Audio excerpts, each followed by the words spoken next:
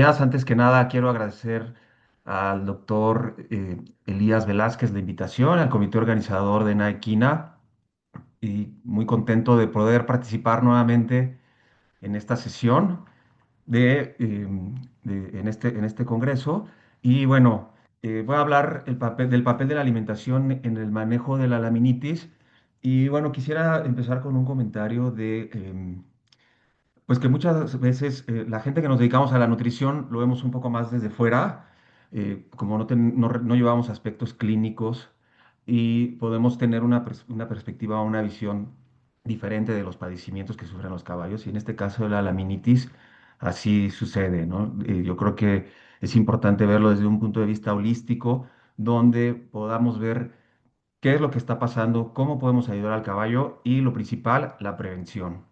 ¿Verdad? La prevención, y es algo de lo que voy a charlar en esta presentación, mucho de cómo podemos prevenir esta enfermedad y obviamente qué manejos nutricionales podemos darle ya que se presenta.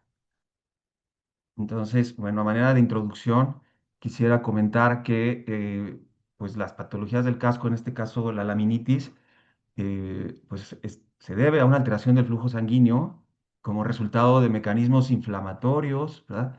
Los cuales son derivados de efectos tóxicos, de efectos metabólicos, enzimáticos o de factores de golpes, de factores traumáticos o mecánicos, ¿verdad?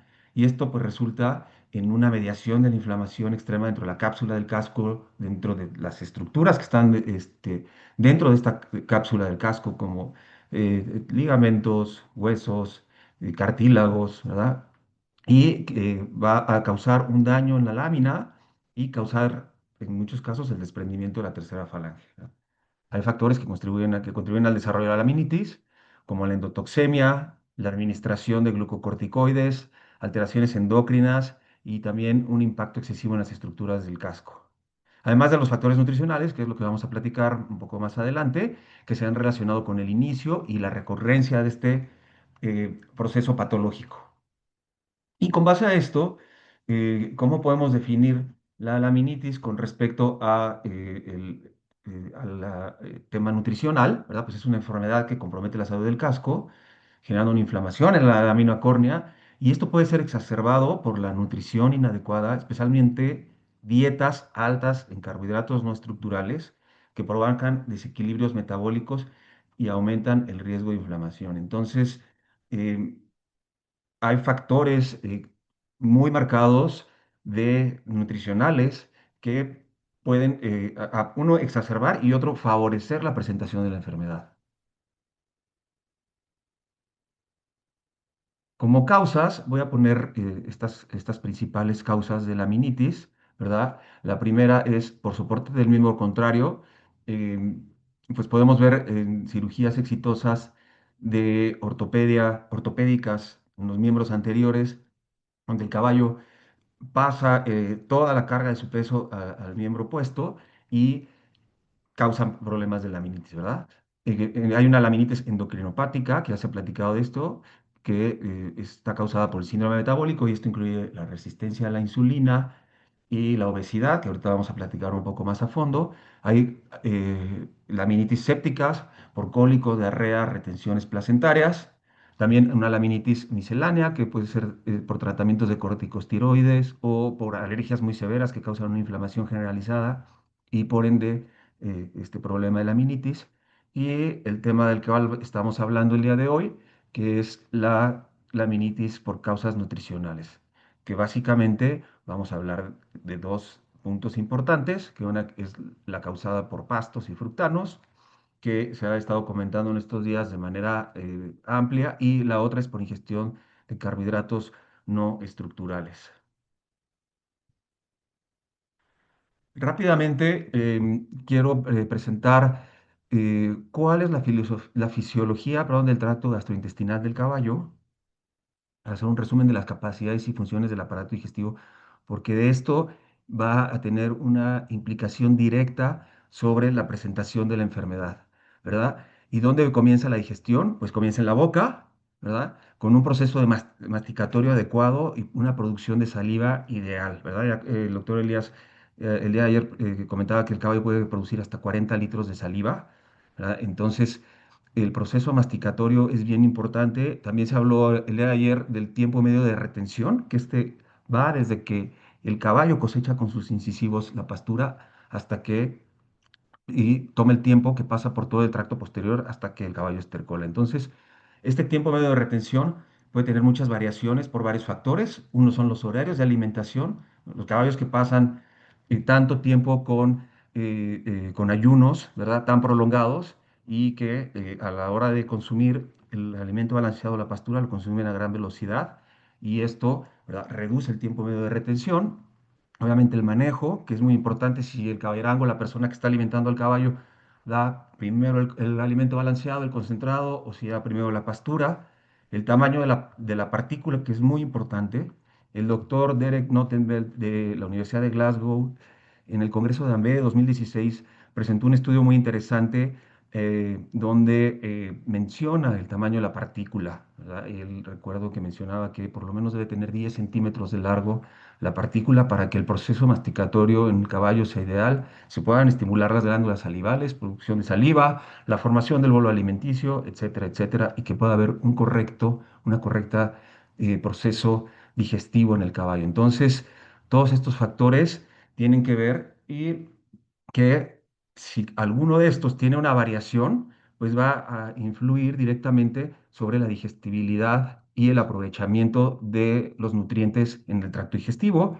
Y hablando del tema de la laminitis, pues de todos estos carbohidratos no estructurales, azúcares simples que pueden pasar al tracto posterior. Hablando del estómago, que tiene una capacidad de 115 litros, y la digestión de líquidos aproximadamente tarda 2 horas y los sólidos hasta 24 horas. El doctor Alexandre Gobeso de la Universidad de San Pablo en Brasil hizo un estudio muy interesante de el microbioma, ¿verdad? De la flora que existe en el estómago y su implicación en la digestibilidad presecal. Entonces, también hay un medio ambiente bacteriano en el estómago que puede ser afectado por la ingesta de almidones y de azúcares simples en grandes cantidades. Hablando del intestino delgado, pues que tiene una capacidad de 40-50 litros, con una longitud promedio de 21 metros y tiene una tasa de avance de 3 centímetros por minuto. Y esto nuevamente pues va a tener una variación dependiendo los hábitos de alimentación, el tamaño de la partícula, los horarios, etcétera, etcétera. Si el caballo toma agua antes o después de consumir el concentrado, si comió la pastura o no, antes o después. Y todo esto tiene una implicación porque en el intestino, como hemos estado viendo en estos días, delgado, existe la digestión enzimática, ¿verdad? Entonces, tiene una capacidad limitada del caballo para poder digerir, para poder romper estos enlaces, ¿verdad? Y de estos almidones y poderlos absorber y aprovechar en el intestino delgado. Entonces, hay algunos datos que hemos visto en la charla anterior, de 2 gramos de almidón por kilogramo de peso vivo. Ayer también se habló. Hay otros datos que mencionan que no se debe de consumir más de 1,5 gramos de almidón por kilogramo de peso vivo para favorecer el aprovechamiento de estos almidones en el intestino delgado y que no pasen al intestino grueso, que es donde tenemos las cámaras de fermentación, ¿verdad? Como el ciego y el colon mayor, y aquí es donde realmente tiene un impacto importante todo este manejo de la dieta que estemos dando con respecto a la microbiota, ¿verdad? A la flora intestinal, la microbiota que es muy diferente en el ciego y en el colon y que, bueno, puede ser afectada por el paso de estos almidones al tracto posterior. ¿Verdad? Como comentábamos, esta es una diapositiva cortesía de doctor Mariano Hernández, ¿verdad? Donde existen amilasas, glucosidasas que facilitan el proceso de digestión, ¿verdad? Y que tienen una producción limitada. Y la digestión del almidón es limitada en el equino y difiere entre tipo y métodos de procesamiento. Ahorita vamos a hablar más adelante un poco de esto, en lo que respecta a cuál es el origen botánico de esos cereales o de esos almidones que está consumiendo el caballo. Esto tiene una implicación directa sobre la digestibilidad presecal y también sobre los niveles de glucosa e insulina postprandiales y que pueden causar problemas de laminitis. Entonces, hablando del casco, ¿verdad? Es una estructura queratinizada que forma una cápsula que alberga distintas estructuras internas, ¿verdad? La tercera falange, que está dentro de esta cápsula del casco, está unida a la pared por el estrato interno, ¿verdad? Y crea una interfase laminar, como podemos ver en esta imagen, ¿verdad? Y en esta interfase laminar hay componentes epidérmicos, dérmicos, que incluyen arterias, venas y nervios, que pues, las arterias llevarán todos los nutrientes a esta porción de la cápsula del casco, ¿verdad? Y la membrana basal tiene una interdigitación, regula la temperatura y el intercambio de nutrientes. Entonces es bien importante conocer esto, conocer cómo es la circulación dentro del casco o hacia el casco, ¿verdad? El aporte sanguíneo inicia con las arterias mediales y laterales, palmares, y el retorno venoso se origina en el aspecto laminar. Como podemos ver, el casco es una estructura altamente irrigada, ¿verdad? Capilares, venas y arterias y capilares que están a lo largo de todo el casco, ¿verdad? Y que estas venas no contienen paredes, válvulas, pero contienen paredes celulares con muy alta presión de perfusión para favorecer el retorno venoso. Y bueno, se ha demostrado que existen entre 50 y 500 anastomosis arteriovenosas por centímetro cuadrado. Entonces, realmente la circulación dentro del casco es muy importante y la nutrición, la alimentación, los desórdenes metabólicos tienen una injerencia directa sobre la salud de los cascos por cómo estamos nosotros provocando con estas dietas que no sea que no se haga una circulación efectiva hacia estas estructuras del casco.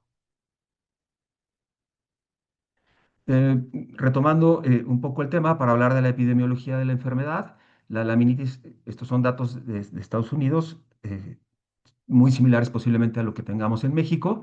La laminitis afecta entre el 1,5 y el 34% de los caballos, aunque en muchos casos no se reportan, ¿verdad?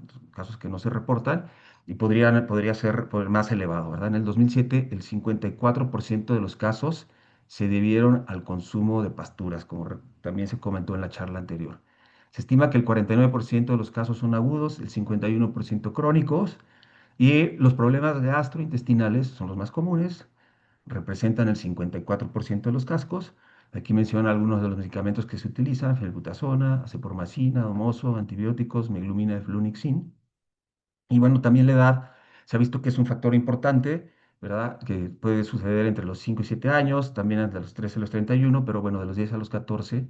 Y también yeguas de cría son más propensas a sufrirla por los hábitos alimenticios. Son yeguas que generalmente están en pastoreo, que reciben suplementación y complementación con altas cantidades de concentrados, que pueden tener restricciones placentarias, etcétera, etcétera.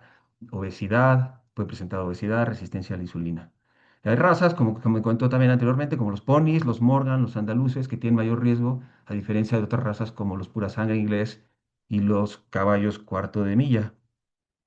En Estados Unidos, el 15% de los caballos desarrollan laminitis a lo largo de su vida. Em, Hace unos años tuve la oportunidad de hacer un estudio de el mercado de caballos en México, y tomando en cuenta, esto ya tiene algunos años, posiblemente ya son otros números, pero tomando en cuenta que en su momento existían 300.000 caballos deportivos en México, caballos que reciben atención veterinaria o caballos de estima. Si tomamos el 15%, pues son 45.000 caballos que en algún momento de su vida pueden llegar a desarrollar laminitis agudas, crónicas o subclínicas. Y el 75% de los casos que son llevados a un hospital son eutanasiados, ¿verdad? Entonces tiene una incidencia del 2%, subiendo al 5%. Ahorita vamos a hablar por qué sube al 5% en verano. Y el 50% de los caballos afectados están en pastoreo. Y esto por la variación del contenido de fructanos en las pasturas. No voy a hablar ya de este tema, ¿verdad? Mediante un análisis químico o de un proceso de digestión, podemos ir clasificando los carbohidratos no estructurales, los azúcares, los almidones, los carbohidratos no estructurales lentamente digestibles, implicados en problemas digestivos, ¿verdad? Luego, almidones resistentes, fructo y galacto, oligosacáridos, y bueno, la parte de la fibra que puede ser aprovechada en el intestino, en el tracto posterior, siempre y cuando pues no exista disbiosis y haya bacterias fibrolíticas que puedan aprovechar estos nutrientes de las pasturas. Entonces, estaremos hablando de los pastos, ¿verdad? Y de los azúcares o almidones en la dieta. Los pastos, básicamente, de los fructanos, ¿verdad? Estos fructo y galacto oligosacáridos, ¿verdad?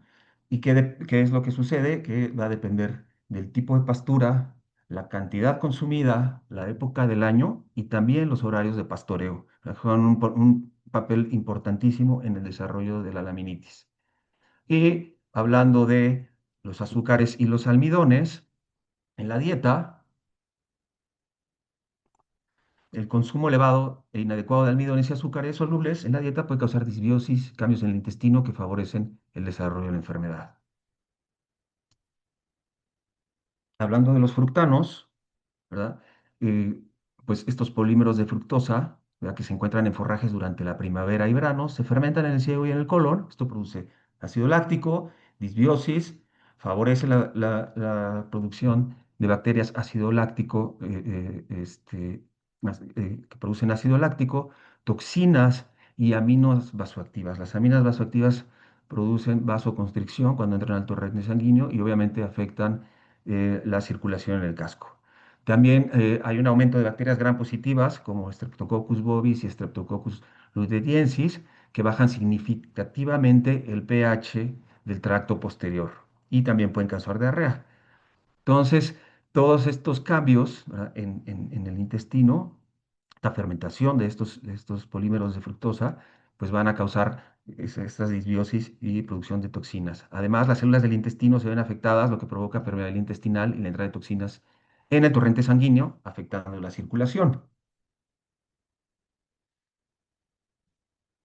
Entonces, la época del año hablando de los fructanos, es cuando en primavera es cuando más elevado la concentración de fructanos hay en el pasto y en el verano, y es intermedia en otoño e invierno, siempre y cuando en el invierno estos pastos no sufran estrés y puedan acumular estos fructanos como un sistema de defensa cuando hay heladas en el invierno.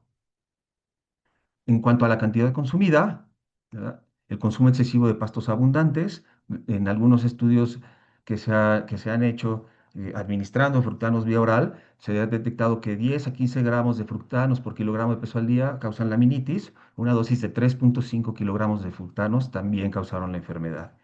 En ponis, también a dosis de 3 gramos por kilogramo al día, se detectó que se baja el pH de las heces de un pH básico de 6,8 a 6,1, ¿verdad? Y también existe alta concentración de estas aminas vasoactivas que son vasoconstrictoras y que pueden causar fallas en el aporte sanguíneo hacia el casco. Entonces, la cantidad consumida es muy importante.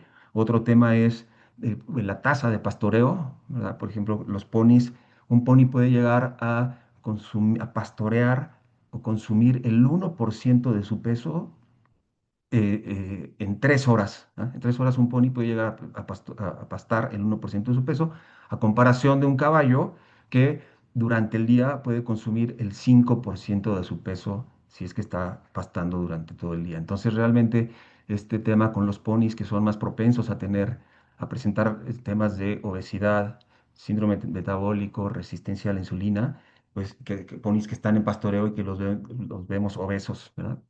Y que pueden presentar laminitis relacionada a el consumo elevado de fructanos en los pastos.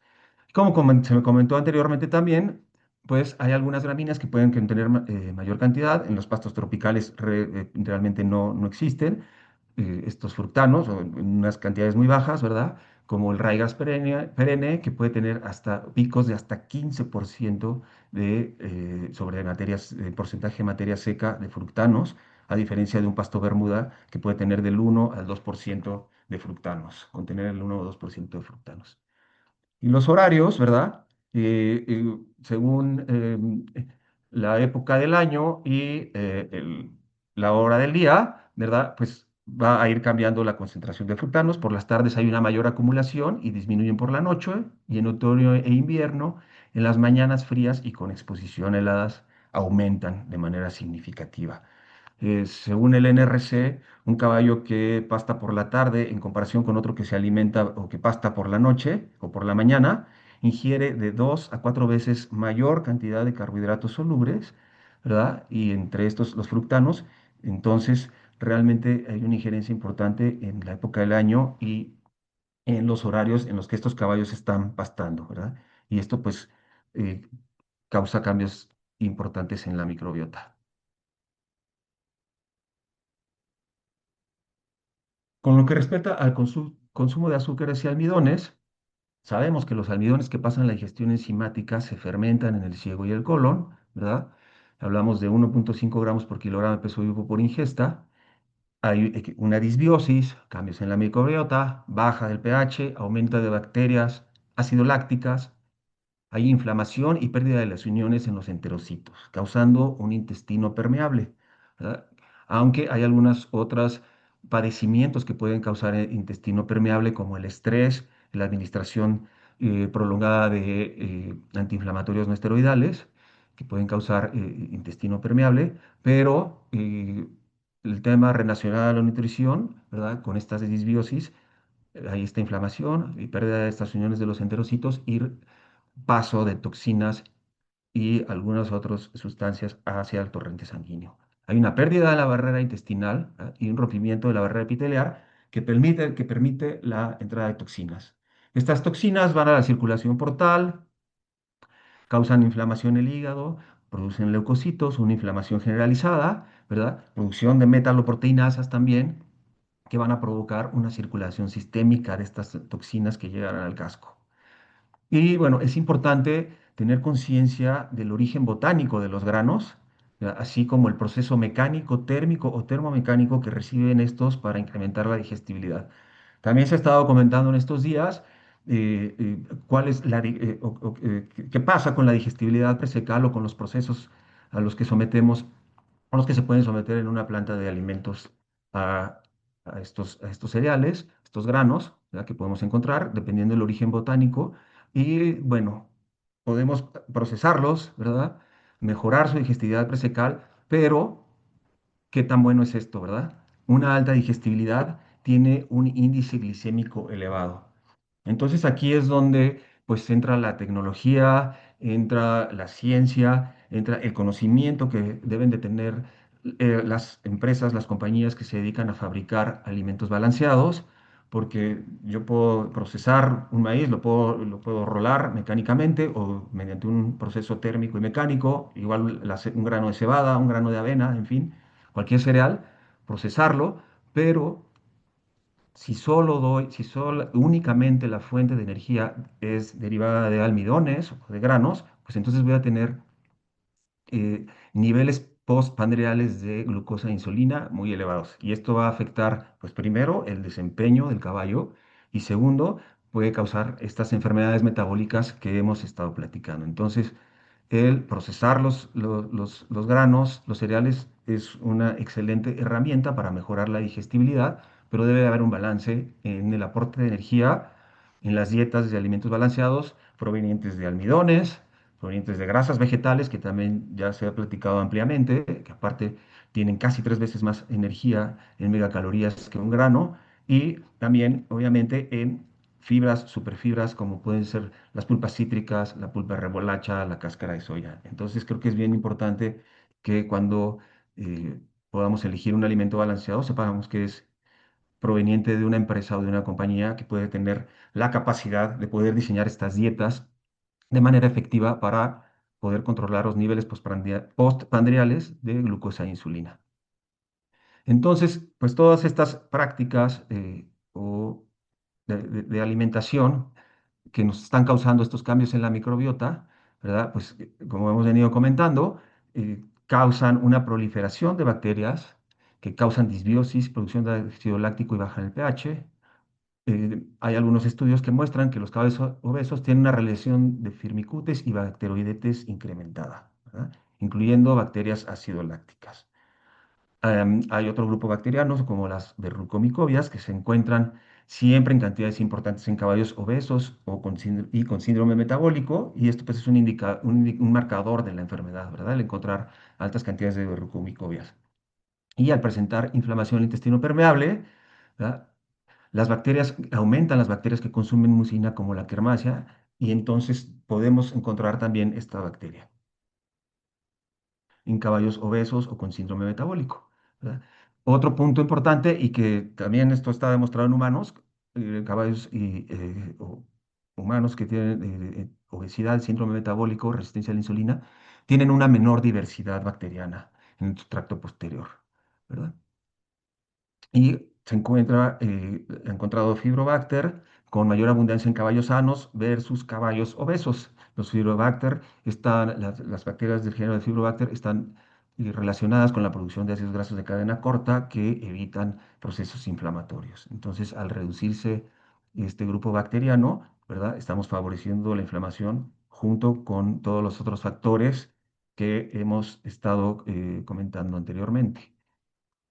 Los podemos encontrar estreptococos, lactobacilos, erysiperoderix y grupos clostridiales que prefieren sustratos fácilmente fermentables en problemas de síndrome metabólico. Entonces, estos grupos como la Erysipelotrix y estos otros grupos que podemos encontrar en caballos obesos y con síndrome metabólico producen irritación de la pared y causan inflamación, ¿verdad? Entonces, favorecen este paso de toxinas al torrente sanguíneo. Entonces, am, podemos identificar estas toxinas, ¿verdad? En los tejidos laminares digitales y en cultivos in vitro, ¿verdad? Los queratinocitos que se cultivan in vitro responden a moléculas de patrones moleculares asociados a patógenos de bacterias gram negativas más que a gram positivas. Y bueno, esto puede indicar que la sepsis por bacterias gram negativas tiene mayores probabilidades de causar respuestas inflamatorias constantes en la epidermis y causar laminitis. Bueno, hablando de la laminitis provocada por hiperinsulinemia o la laminitis endocrinopática, ¿verdad? Que tiene una relación directa también con la nutrición y con la alimentación de los caballos, está impulsada principalmente por niveles persistentes altos de insulina, ¿verdad? Y bueno, está caracterizada en trastornos metabólicos como el síndrome metabólico, el síndrome de Cushing, ¿verdad? Donde podemos ver cuestiones de debilitamiento estructural, de la conexión entre la pared del casco, ¿verdad? En la pared del casco y el hueso. La enfermedad de Cushing causa alteración de la función metabólica de la resistencia a la insulina y una posterior hiperinsulinemia, como se comentaba anteriormente, ¿verdad? No existen receptores de insulina, entonces esta insulina se queda en la circulación sanguínea y produce inflamación y presentación de la enfermedad, ¿verdad? Productos finales de la glicación, cuando tenemos esos excesos de azúcares en la sangre que se unen a proteínas, y producen inflamación y estrés oxidativo, ¿ya? Y también la exposición prolongada a la insulina, ¿verdad? Y que evita que haya una vasodilatación y un aporte sanguíneo ideal a los cascos. Estas laminitis causadas por estos factores de hiperinsulinemia tienden a ser crónicas, de grado bajo, laminitis recurrentes, ¿verdad? Son caballos que van y vienen, mejoran, pero que realmente pues no tienen un progreso eficiente de la enfermedad. Entonces, es bien importante poder tomar en cuenta que estos padecimientos metabólicos pues pueden llegar a causar este tipo de laminitis crónicas y recurrentes.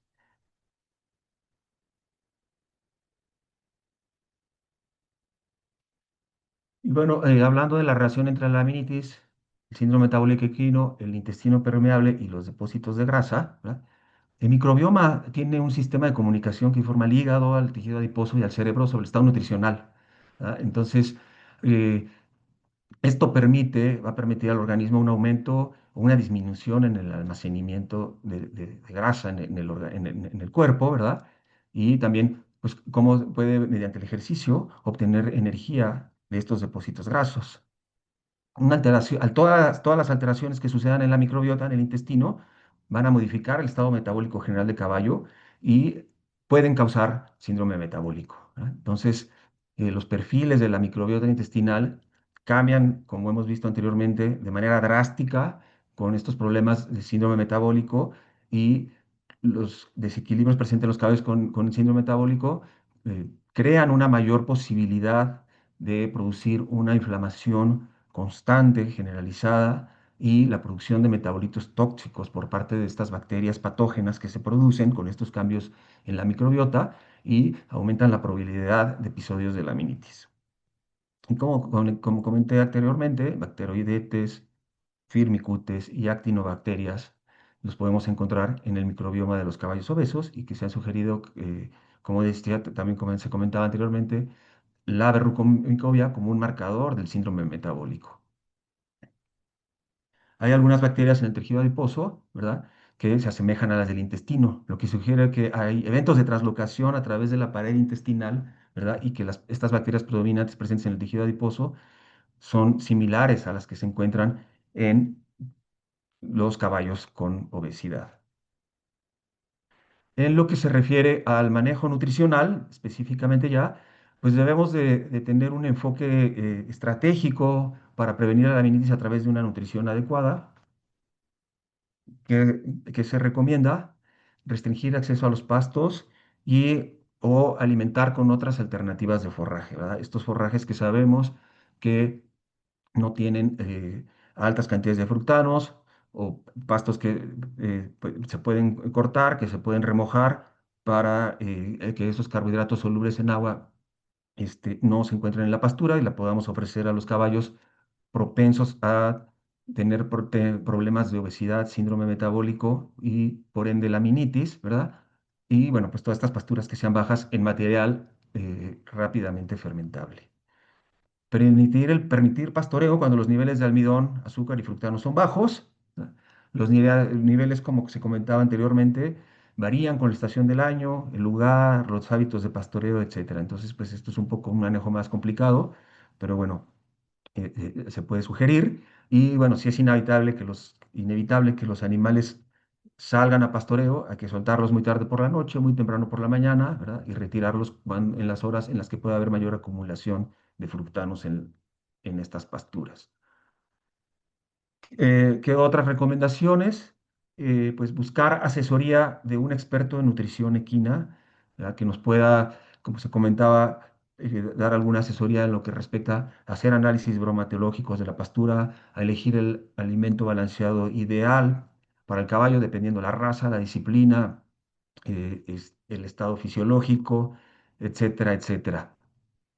No se recomienda no se recomienda dar, perdón, más del 10 al 12% de carbohidratos no estructurales al día, dar alimentos con bajos contenidos de almidón y fuentes de energía alternas, como se comentaba anteriormente, hacer ajustes a la dieta con grasas, superfibras. Si quiero elevar o hacer una dieta más densa energéticamente, bueno, pues tengo otras alternativas como fibras de alto aprovechamiento y producción de energía, como comentaba, que puede ser la pulpa de la remolacha, las pulpas cítricas, la cáscara de soya, los aceites vegetales, principalmente el aceite de linaza, que tiene una mejor relación de ácidos grasos omega 3 y 6.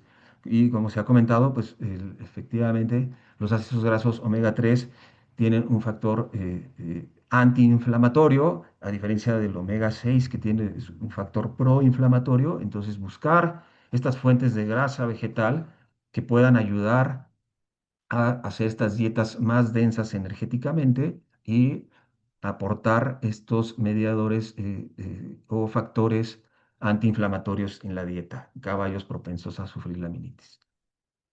La relación forraje concentrado, que también se comentó, aunque es muy complicado dependiendo de la disciplina, como en caballos de carreras, ¿verdad? En caballos de carreras está asociado, tiene la idea de que consumen más forrajes, corren más lento, entonces son dietas que pueden llegar a presentar hasta 30% de forraje, 70% de alimento balanceado concentrado, entonces esto pues tiene una implicación directa sobre todos estos cambios en la digestión que hemos platicado. Entonces, pues tener conciencia de que la relación forraje concentrado tiene que ser la ideal, con la recomendación de consumos mínimos, del porcentaje de peso vivo de consumo de forraje por caballo al día, ¿verdad?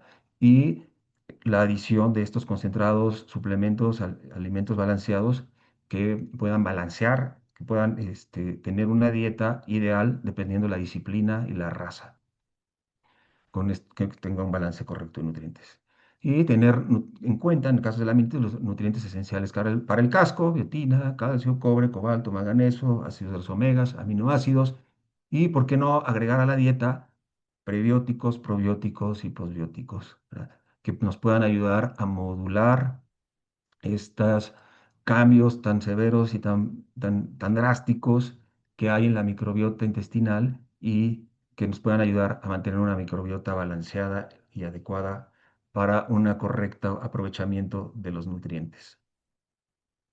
Y también, pues, monitorear de manera regular la salud general. Se presentaron algunas gráficas interesantes en la charla anterior, en lo que corresponde a la condición corporal y al peso, ¿verdad? En la escala de Geinke, evaluar el caballo que pueda estar dependiendo en su estado fisiológico, en qué escala, en qué parte de esta escala de condición corporal debería de estar, ¿verdad? Evaluar, pesar a los caballos de manera recurrente para ir monitoreando su condición corporal, ¿verdad? Obviamente que tengan un ejercicio frecuente. Caballos con síndrome metabólico, caballos que tienen obesidad, resistencia a la insulina, tienen mejoras bastante importantes cuando los sometemos a un ejercicio frecuente, ¿verdad? Donde ellos puedan estar regulando su condición corporal y peso. Y monitorear signos de obesidad, síndrome metabólico, ¿verdad? Los depósitos de grasa que veíamos. Entonces debemos de estar monitoreando la salud general del caballo de manera recurrente. Como conclusiones, pues bueno, el exceso de carbohidratos no estructurales, como son el almidón y los fructanos, son el principal detonante metabólico de la laminitis. Ah, Tenemos la disbiosis en el intestino posterior, que, como vemos, causa la producción de endotoxinas que entran al torrente sanguíneo, causan inflamación laminar y laminitis, desprendimiento de la falange, etcétera. La resistencia a la insulina aumenta la vulnerabilidad del tejido laminar, ya vimos las causas, ¿verdad? Forrajes bajos en carbohidratos no estructurales y control de concentrados, alimentos balanceados es la base para la prevención de la enfermedad. Y bueno, obviamente revisar la gestión del peso y la evaluación metabólica en animales de riesgo. Una nutrición basada en la evidencia es la intervención más eficaz para reducir, perdón, la incidencia y la severidad. Y como comentaba al principio, considero que siempre en estos casos la prevención, el manejo, la conciencia que podamos hacer con los dueños, con los entrenadores, con los jinetes, de poder monitorear de manera recurrente el estado general, la salud de los equinos y diseñar dietas adecuadas para la disciplina para la que están siendo utilizados estos caballos es la base para evitar la enfermedad. Y bueno, por mi parte es todo. Esta es la bibliografía consultada para esta charla. Y bueno, pues agradecer nuevamente la oportunidad de platicar acá en el Congreso. Muchas gracias.